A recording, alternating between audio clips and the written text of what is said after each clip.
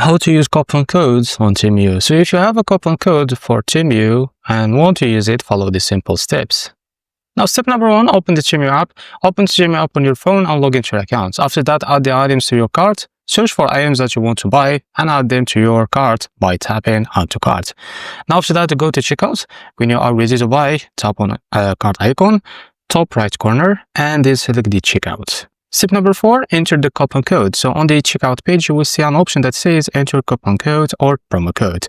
After that, tap on it and enter your coupon code. And after that, make sure to type it correctly with no extra spaces. After that, apply the code. So after entering the code, tap apply to use the coupon, and you will use the discount appear in your total price.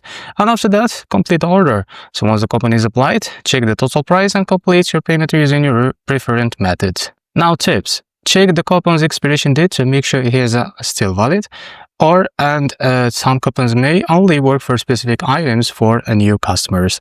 So that's it. Now you can enjoy discounts on your Temu order. This is how to use coupon codes on Temu. If you found this very helpful, please like and subscribe. See you in the next video.